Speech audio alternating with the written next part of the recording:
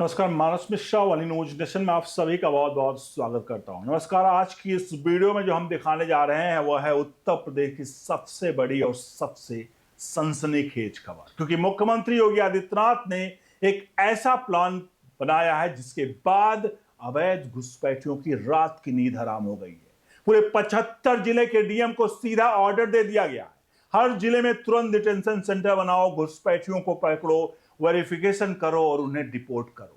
कोई ढील नहीं, कोई बहाना नहीं, कोई राजनीतिक दबाव नहीं चलेगा। यह सिर्फ एक सरकारी ऑर्डर नहीं, यह उत्तर प्रदेश की 25 करोड़ जनता की सुरक्षा का सवाल है। आज इस वीडियो में हम आपको बताएंगे क्या प्लान है और कैसे काम करेगा, कब तक लागू होगा, कितने घुसपैठिए पकड़े जाएंगे, विपक्ष क्यों चिल्ला रहा है और सबसे बड़ी बात है यह सब आपके और आपके परिवार की जिंदगी पर क्या असर डालेगा। तो वीडियो के अंत तक जरूर बने रहेगा, क्योंकि ये खबर सिर्फ न्यूज नहीं, आपकी सिक्योरिटी का सवाल है। सबसे पहले समझते हैं आखिरकार प्लान क्या है। अनुरोध करेंगे वीडियो के कमेंट बॉक्स में अपनी राय प्रतिक्रिया जरूर दीजिएगा और वीडियो को लाइक शेयर जरूर करेगा। जितना हो सके अपने हित मित्रों तक पहुंचाइए। पिछले हफ्ते लखनऊ में मुख्यमंत्री योगी आदित्यनाथ ने सभी जिला अधिकारियों, एसएसपी, डीआईजी और कमिश्नरों की हाई लेवल मीटिंग बुलाई। इस मीटिंग में सिर्फ एक एजेंडा था, अवैध विदेशी नागरिकों को घुसपैठियों का सफाया। योगी ने साफ साफ कह दिया कि उत्तर प्रदेश किसी अवैध ठिकाने का नहीं बने, कहीं किसी का अवैध ठिकाना नहीं बनेगा। उन्होंने साफ कहा कि कानून व्यवस्था, राष्ट्रीय सुरक्षा और प्रदेश की सामाजिक सौहार्द जो है कोई खतरा नहीं होना चाहिए। इसके लिए 3 बड़े फैसले लिए गए। पहला फैसला, हर जिले में कम से कम एक अस्थायी डिटेंशन सेंटर बनाया जाएगा। दूसरा, सभी जिलों में घुसपैठियों की पहचान के लिए विशेष अभियान चलाया जाएगा।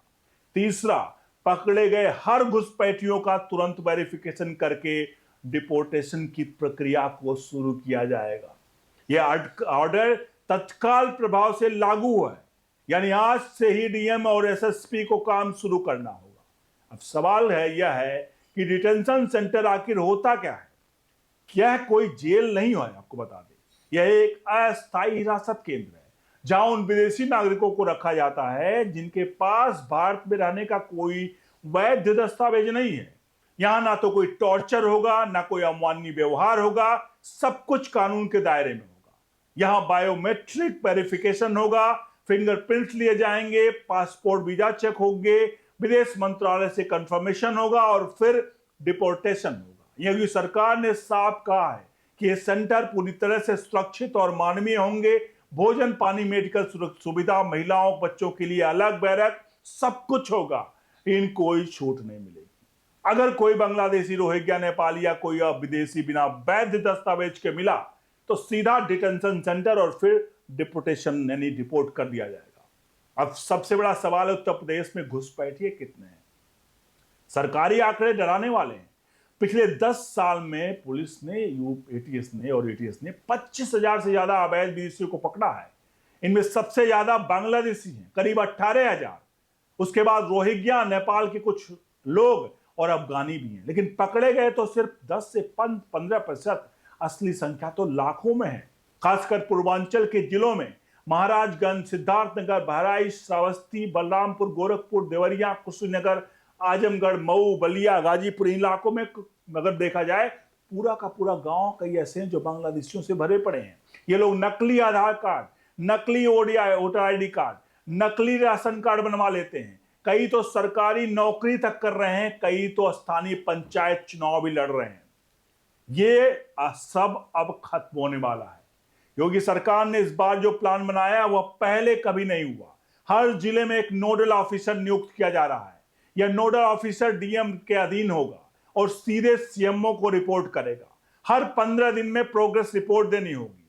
अगर कोई डीएम काम ढीला बरतेगा तो उसकी कुर्सी जाएगी। योगी ने मीटिंग में साफ कह दिया, यह काम राजनीतिक नहीं है, राष्ट्रीय सुरक्षा का है। इसमें कोई समझौता नहीं होगा।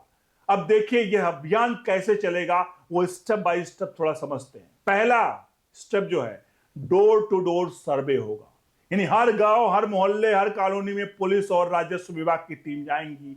हर घर में पूछा जाएगा उसके पास आधार, वोटर आईडी कार्ड, पासपोर्ट, जन्म प्रमाण पत्र या जो भी डॉक्यूमेंट्स है या नहीं। अगर संदिग्ध लगा तो उसका नाम लिस्ट से आ जाएगा। दूसरा स्टेप, बायोमेट्रिक वेरिफिकेशन किया जाएगा।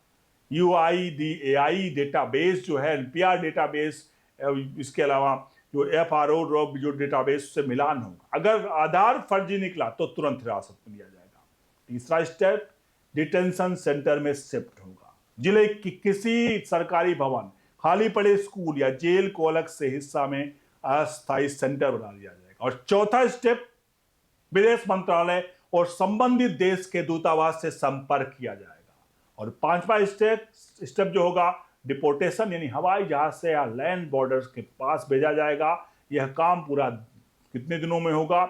योगी सरकार ने टारगेट किया है, पहला फेज जो है 90 दिनों में, यानी फरवरी 2026 तक कम से कम 50,000 घुसपैठियों की पहचान और 20,000 का डिपोर्टेशन। यह अब तक का सबसे बड़ा अभियान होगा। अब विपक्ष क्या कह रहा है? अखिलेश यादव, स्वामी प्रसाद मौर्य, कांग्रेस वाले सब चिल्ला रहे हैं यह मुस्लिमों को टारगेट करने की साजिश है। लेकिन सच्चाई क्या है? पकड़े गए 25,000 घुसपैठियों में 92% बांग्लादेशी और रोहिंग्या हैं जो मुस्लिम हैं, लेकिन भारतीय मुस्लिम नहीं, ये विदेशी हैं। भारतीय मुस्लिम का इससे कोई लेना देना नहीं। अगर कोई भारतीय नागरिक है तो उसके पास जन्म प्रमाण पत्र है, स्कूल सर्टिफिकेट है, कोई पुराना राशन कार्ड है, उसे कुछ नहीं होगा। सिर्फ वही पकड़ा जाएगा जिसके पास एक भी वैध दस्तावेज नहीं है। विपक्ष जानबूझकर इसे सांप्रदायिक रंग दे रहा है क्योंकि उसका वोट बैंक यही घुसपैठी हैं। देखिए असल में खेल क्या है। बांग्लादेशियों के आने वाले ज्यादातर लोग एक खास समुदाय के हैं। ये लोग यूपी बिहार में बसते हैं, वोटर लिस्ट में नाम डलवाते हैं और लोकसभा विधानसभा चुनाव में वोट डालते हैं। यही वजह है कि पूर्वांचल के कई सीटों पर वोटिंग का परसेंटेज अचानक बढ़ जाता है। 2017 से पहले खूब खेल चलता था, लेकिन योगी सरकार ने 2019 और 2022 में कई जगहों पर बुलडोजर चलाकर इनकी अवैध कॉलोनियों को उजाड़ दी। अब डिटेंशन सेंटर के जरिए कानूनी तरीके से इन्हें बाहर निकाला जाएगा। एक और बड़ा सवाल, डिपोर्टेशन होगा कैसे? तो बांग्लादेश तो मानता है ही नहीं कि उसके नागरिक हैं, तो फिर क्या करेंगे? योगी सरकार ने इसके लिए में नया प्लान बनाया। पहला, बायोमेट्रिक डेटा बांग्लादेश सरकार को भेजा जाएगा। दूसरा, अगर वो मना करें तो भारत सरकार दबाव बनाएगी। तीसरा, जब तक डिपोर्ट नहीं होते तब तक डिटेंशन सेंटर में ही रखा जाएगा। खर्चे की बात बांग्लादेश सरकार से वसूला जाएगा। यह पहले भी हो चुका है। असम में एनआरसी के बाद हजारों लोगों को डिटेंशन सेंटर में रखा गया।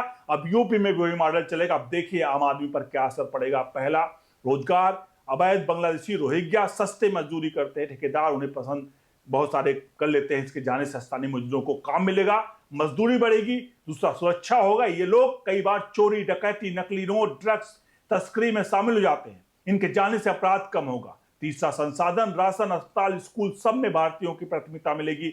चौथा, वोटर लिस्ट की सफाई होगी, लोकतंत्र मजबूत होगा। कुछ लोग कह रहे हैं कि यह मानवाधिकार का उल्लंघन, लेकिन सच तो यह है कि व्यक्ति अवैध तरीके से अगर घुसता है तो वो खुद कानून तोड़ता है, उसका कोई मानवाधिकार नहीं बनता है। यह वहां अवैध रूप से रह रहा है। हाँ, डिटेंशन सेंटर में उससे अच्छा खाना, इलाज, वकील का अधिकार मिलेगा, लेकिन भारत के अवैध रूप से रहने वाले का अधिकार नहीं मिलेगा। यह पूरी दुनिया में होता है। अमेरिका में लाखों अवैध मैक्सिकन को डिपोर्ट किया जाता है, यूरोप में भी यही होता है। भारत को पीछे रहे। योगी सरकार ने यह साफ तौर पे कह दिया, जो लोग सीए के तहत पात्र हैं, यानी हिंदू, सिख, जैन, बुद्ध, पारसी, ईसाई शरणार्थी हैं, 31 दिसंबर 2014 से पहले पाकिस्तान, बांग्लादेश, अफगानिस्तान से आए हैं, उन्हें नागरिकता मिलेगी। लेकिन जो मुस्लिम अवैध तरीके से आए हैं उन्हें राहत नहीं मिलेगी। साफ स्पष्ट नीति करता है, कह रहा है कि अब सबसे बड़ी खबर यह है कि कई जिलों के काम शुरू हो गया है और जल्द से जल्द आपको परिणाम मिलने शुरू हो जाएंगे। बने रहिए ओनली न्यूज नेशन के साथ। बहुत बहुत धन्यवाद।